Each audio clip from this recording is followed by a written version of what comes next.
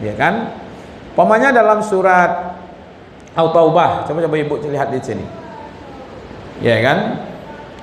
Wa ma mana amul an nakbala, di sini dikatakan tukbala, dan tidaklah ya menghalangi mereka dari diterima tukbala minhum, tidak ada penghalang bagi mereka untuk diterima amal-amal mereka, nafaqatuhum, sedekah mereka, ila annahum kafaru billah wa rasul. Nah itu dia.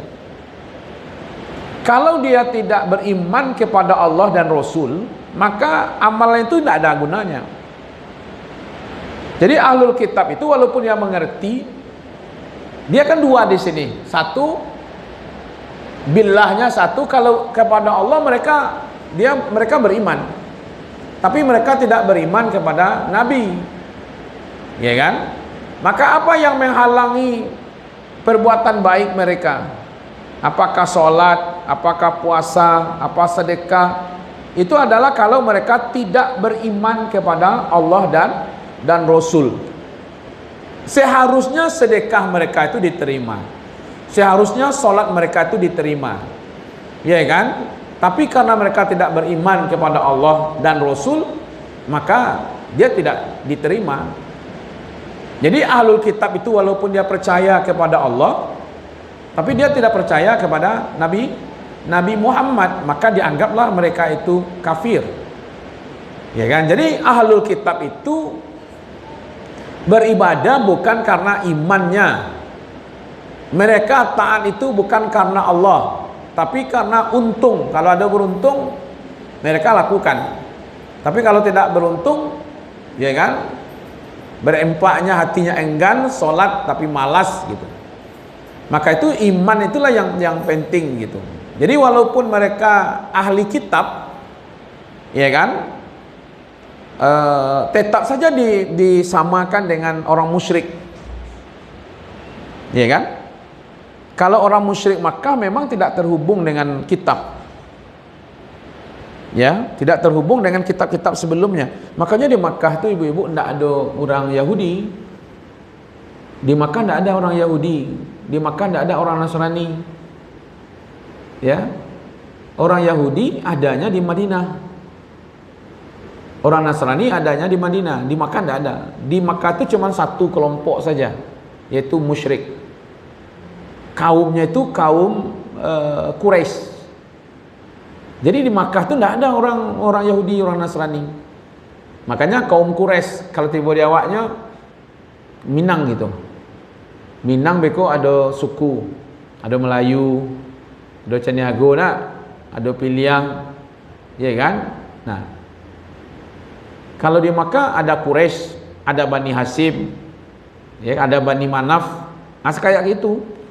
Makanya orang Makkah itu hanya musyrik, ya kan? Sisa-sisa dari kepercayaan Nabi Ibrahim. Nah, kan Nabi Ibrahim di Makkah dulu tuh, yang waktu Ismail kan?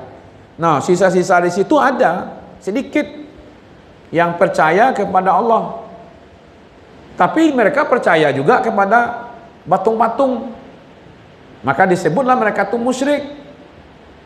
Kalau ditanya kepada orang Makkah, siapa Tuhanmu? Berapa Tuhanmu? Dia akan menjawab 8. 1 di langit, 7 di bumi. Jadi kalau ditanyakan siapa yang menciptakan langit dan bumi, mereka menjawab Allah. Siapa yang kamu minta tolong? Mereka menjawab kepada Lata, Uzza. Itu beda. Itu maka mereka disebut dengan musyrik. Mereka percaya kepada Allah, tapi juga percaya kepada Tuhan yang lain. Malah terlalu banyak Tuhannya, Bu. Kalau banyak-banyak Tuhannya, Tuhan, jadi hantu jadi akan. Iya kan? Nah, itu. Jadi orang-orang kafir ini ada dua golongan, satu ahlul kitab, yang satu lagi orang musyrik.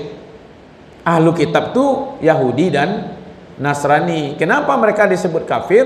Karena dia menguasai kitab tapi tidak mengamalkan kitab, maka disebut dia bukan amal kitab, tapi ahlul kitab. Jadi kita ini bukan untuk ahli, tapi untuk mengamalkan gitu. Jadi orang-orang kafir itu bisa beriman dia pagi, kafir sore, malam beriman, paginya kafir. Ya kan? Tidak ada proses penanaman iman dalam dirinya. Maka itu kita berilmu, berproses untuk mengenal Allah. Nah, itu yang penting. Ya kan? Maka itu orang yang kalau mau cari ilmu ilmu untuk mendekatkan dirinya kepada Allah, ya kan? Tapi kalau jauh-jauh ke Amerika, ke Eropa, cari-cari ilmu, tapi ilmunya tidak tidak mendekatkan diri kepada Allah, untuk apa? Ya kan? Kadang-kadang kita kasihan tuh ibu, ya kan? Sekolah, kuliah jauh-jauh gitu, tapi hanya urusan-urusan dunia saja. Dia tidak perhatikan kepada Al-Quran, tidak perhatikan kepada solatnya, tidak perhatikan kepada puasanya, ya kan? Tidak termasuk hajinya, yang wajib-wajib. Padahal itu adalah ilmu syariat, ya kan? Maka itu Islam Al-Quran ini adalah untuk menyelamatkan kita dunia dan akhirat.